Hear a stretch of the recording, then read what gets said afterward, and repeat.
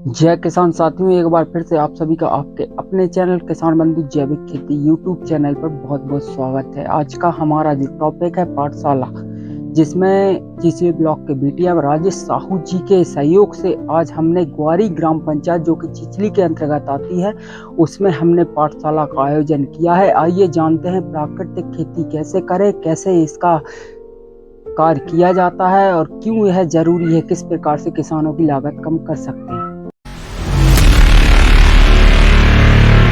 बात करते हैं। आपके हाथ में जो पर्चा आप देख रहे हैं वो प्राकृतिक खेती का है। तो प्राकृतिक खेती का अर्थ ये है, मतलब ये माने कि आप देख रहे हैं कि हम लगातार खाद दवाइयों का उपयोग अधिकतम कर रहे हैं। कर रहे हैं, नहीं कर रहे?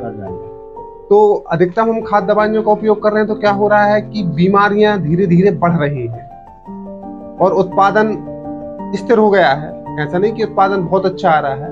तो उसके लिए सरकार एक प्रोग्राम लाई है, एक योजना लाई है, प्राकृतिक खेती। तो प्राकृतिक खेती का अर्थ ये है कि जो प्राकृतिक में जो संसाधन है ना, उन्हीं का उपयोग करके हम फसल उत्पादन लें। अब इसका अर्थ ये नहीं है कि हम पूरा का पूरा उसी से लें।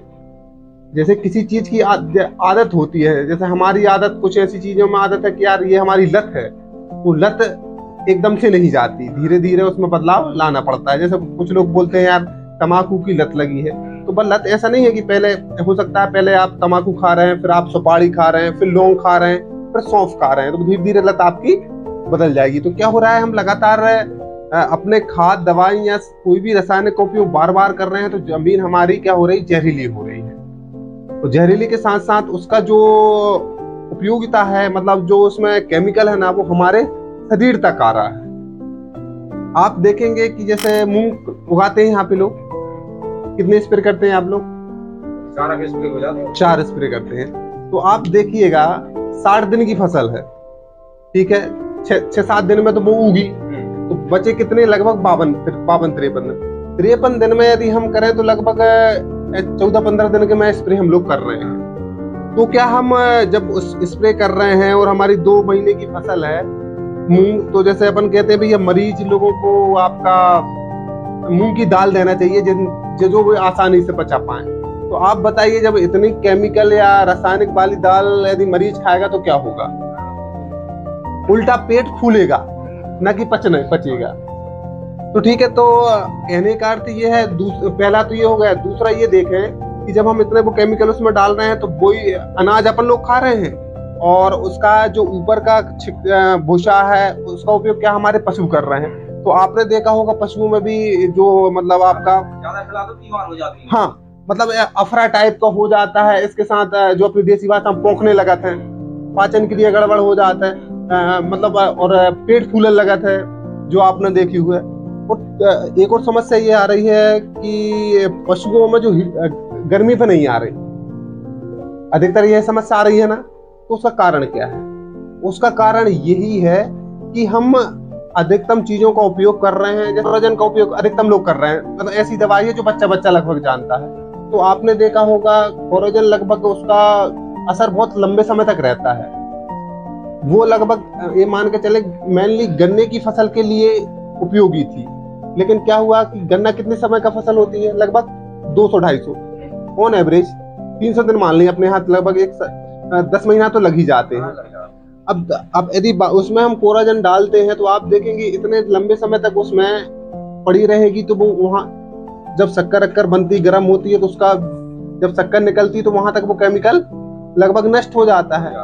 जब 200-250 दिन की फसल में हम उसका उपयोग कर रहे हैं और एक हम 60 दिन की फसल में उपयोग कर रहे हैं, तो आप बताइए कि कितना केमिकल उसमें मतलब छूटता होगा। तो हम इसी के विषय में है कि हमारे पास संसाधन है। जैसे आपके पास, जैसे अभी आप थोड़ा सभी लोग पर्चा देखें, अपना खोल कर देखें थोड़ा सा। आप देख रहे होंगे बीजामृत, देखें, पढ़ें थोड़ा सा उसको, तो थोड़ा सा इसको आप सिर्फ देख लेंगे, थोड़ा मैं बात करने में आसानी होगी। बीजामृत क्या होता है? बीजामृत वो होता है जैसे आप फफूंदनाशक दवाइयां लाते हैं बाजार से, तो ऐसे करके छिड़क के आप उसको पूरा मतलब ऊपर से मल देते हैं, जिससे ऊपर कवर बन जाता है। वो आपकी जो भी फफूंद रहती है उसको नष्ट करने का काम करे। तो बीजामृत बनाने के लिए इसमें आपको आपके जो घर पे संसाधन है उनका उपयोग करके आप बीज अमृत बना सकते हैं। पानी 20 लीटर सभी के पास है, ठीक है। इसके बाद गोमूत्र 5 लीटर है अपने पास, गोबर 5 किलो। इसके बाद चूना, जो खाने वाला चूना रहता है ना, वो लगभग 50 ग्राम है। देखिएगा आप सभी लोगों को पास है 50 ग्राम। और खेत की मिट्टी की जो मिट्टी चाहिए, मिट्टी अपन कोशिश करें कि बरगद की जगह की हो। बरगद की, क्यों बरगद की बोल रहे हैं अपन? बरगद की इसलिए बोल रहे हैं क्योंकि बरगद में आप देखते हैं कि भाई बड़ा ही पेड़ रहेगा तो वहाँ छाया रहेगी, तो नीचे जितने भी पत्ती गिरेगी तो वो उसको सड़ती रहती है। तो उसमें जो मिट्टी में जीवाणु बहुत सारे रहते हैं, तो उसको हम एक मुट्ठी ला के उसमें डाल दे देंगे ना, तो वो जो भी उसके नीचे वो सूक्ष्म जीव थे वो किस में आ गए आपके? इसमें आ गए, जो बीज अमृत बना रहे हैं, ठीक है। इसमें क्या करना है अपन को?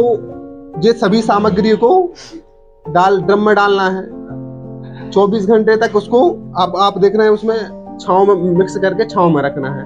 अब आप देखेंगे कि सुबह शाम बाहे 2-2 मिनट आप बाहे ऐसे घोलना है। घोलने की बात अपन क्यों कर रहे हैं? घोलने की बात इसलिए कर रहे हैं, क्या है कि जितना ही हम उसको घोलेंगे तो जीवाणु उसमें संख्या में वृद्धि होगी। तो आपका बीज उपचार तैयार हो गया। अब आप उस पर उसको निकालें और अपने बीजों पर छिड़क के मस्के, मतलब उस पर हल्का सा एक कवर बन जाएगा। उसको आप हल्का सा छांव में, मतलब जैसे कोई भी छांव हो, ऐसी सीधा सूरज की रोशनी ना पड़े, ठीक है, तो वहां पर उस पर हल्का सा आप सुखा लीजिए और उसका उपयोग आप खेत में बोने के लिए कीजिए।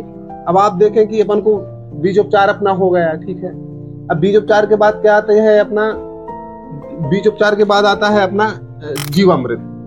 जीवामृत का मतलब होता है, अब देखिएगा सभी लोग देखें अपने उसमें, जीवामृत में क्या होता है? 200 लीटर की टंकी सबके पास है, अपन ने देखा है।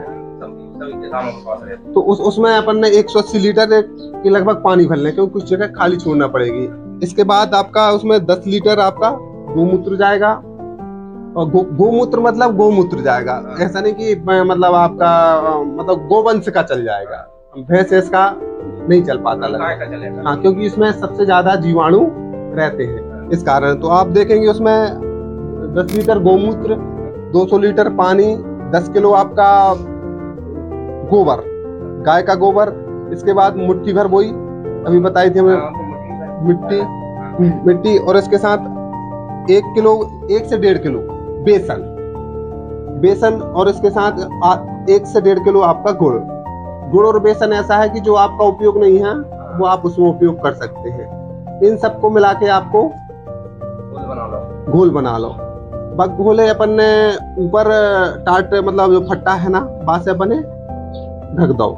ढकने के बाद सुबह शाम अपने बाहे चलाने, तो बाकी चलावे को जो में वही सिद्धांत है का आपका चलनशील रहेगा तो वो जीवाणु जल्दी काम करते हैं, मतलब जल्दी वृद्धि करते हैं। तो आप देखेंगे कि 6-7 दिन में ये लगभग कभी कभी थोड़ा सा मौसम के हिसाब से ऊपर नीचे हो जाता है, ये 7 दिन में आपका तैयार हो जाता है। और इसका उपयोग सिंचाई के साथ आप खेत में कर सकते हैं। अब आप देखें कि 1 एकड़ के लिए ये 200 लीटर का ड्रम पर्याप्त है। अब आपका बीज उपचार हो गया, और क्या हो गया आपका, मतलब पोषक तत्व मिल गए उसको। इसके बाद आप अगली बार देखें घन जीवामृत। अब आप जैसे ये तो भैया लिक्विड है, मतलब पानी था, पानी के साथ ही जाना था, क्या आप स्प्रे कर सकते थे? अब आप कहो कि भाई हमको तो खाद के रूप में डालना है, तो आप देखिए घन जीवामृत, ठीक है। इसमें भी 200 किलो गोबर लेना है, 1 से 1.5 किलो अपनी वो गुड़ लेना है, 1 से 1.5 किलो बेसन लेना है, मुट्ठी भर लगभग अपन को वही मिट्टी लेना है। जो अपन मिट्टी की बात कर रहे हैं मुट्ठी भर, वो सभी में बराबर रहेगी इसमें। और अपन कभी गोमूत्र इसलिए नहीं बोल रहे हैं इसमें कि कितना मिलाना है। आप देखेंगे गोबर से बना रहे हैं अपन इसको, तो सभी चीजों को गोबर में मिला दें। मिलाने के बाद उसको कुछ समय तक पूरा मिक्स कर दें। तो मिक्स करेंगे, देखेंगे आप उसमें गुड़ रहेगा और बेसन रहेगा, तो क्या है, जीवाणु की वृद्धि होगी। जीवाणु की वृद्धि हुई तो क्या है, उसको भी अपन छायादार स्थान में लगभग ऐसा सुखाना जैसा है, जिससे वो मतलब उसमें से नमी कम हो जाए। उसके बाद जैसी नमी कम होगी आप उसके लड्डू बना लें, लड्डू बना के रख लें। जब आपकी फसल में जरूरत है आप उसको छिड़काव कर लें। मतलब ये छोटी छोटी तीन चीजें अपनी हो गई हैं। ये ऐसी ही बात करना है जिसमें आप अलग से कोई चीज मार्केट से लाने की जरूरत नहीं है। पानी आपके पास है, गोबर आपके पास है, गोमूत्र आपके पास है, बेसन आपके पास है, बरगद या मेड़ के आसपास की मिट्टी भी है आपके पास। तो इन सब का उपयोग करके आप 1 एकड़ की ये सामग्री बना सकते हैं। लेकिन थोड़ा सा बनाने में आपको शुरू में इसलिए ऐसा लगेगा कि मतलब मेहनत वाला है, क्योंकि इसकी तैयारी समय से पहले करना पड़ती है। हाँ, 7 दिन तो हो ही जाए कम से कम। नहीं, जैसे कि हमको बीज उपचार करना है, उसमें 2-3 दिन का अपन जो चर्चा कर रहे थे, तो वो उतना समय तो मिले उसको। 3-4 दिन का समय। मतलब कोई भी चीज के, जैसे अब जीवामृत तैयार कर रहे थे, उसके लिए भी उतना समय मिले। ऐसे ही मतलब 10 पर्णी अर्क रहता है, 10 प्रकार के पत्ते, जैसे आपका बेशरम है, अकौआ है, आपका अमरूद है, मतलब बिही है, और सीताफल है। इन सब के पत्तों को मिला के 2-2 किलो पत्तों को मिला के आपको उबालना है, और उबल जाएगा तो पूरा उसका सत्व उसमें निकल जाएगा। उसका उपयोग भी आप लोग कीटनाशक के रूप में कर सकते हैं। एक ट्राइकोडर्मा करके आता है, मतलब जैविक फफूंदनाशक है। वो लगभग 200 से 250 किलो के बीच में मतलब आता है, वो पाउडर में रहता है। तो उसका अपन कोशिश कर लें कि बीज उपचार कर लें। एक उपाय उसका वो है। दूसरा है भूमि उपचार करें। तो भूमि उपचार के लिए क्या करेंगे भाई, अब 1 एकड़ खेत है, उसमें हमें 1 किलो डालने जाएंगे तो क्या काम कर पाएगा? तो उसके लिए क्या है, आप 8-10 टोकरी अच्छी सड़ी हुई गोबर की खाद वो ले लें, और 1 से 2 किलो उसमें मिला लें। किसमें? जो गोबर में, सड़ा हुआ गोबर की बात करें, उसमें मिला लें, और उसको छायादार मतलब पेड़ के नीचे रख दें, और उसके ऊपर फट्टे बिछा दें। 6-7-8 दिन बाद आप देखेंगे कि वो लगभग जो आपने 1 से 1.5 किलो 2 किलो डाला है ना, वो आपका पूरा कितना हो गया? 8-10 तगाड़ी। जब आपकी पहली सिंचाई हो, उसके साथ उसको आप छिड़काव कर दें, तो वो आपका बीज का मतलब उसका जमीन का उपचार हो जाएगा। अब आप देखिएगा कि, और दूसरा ये है कि फसल चक्र अपनाना पड़ता है उसमें।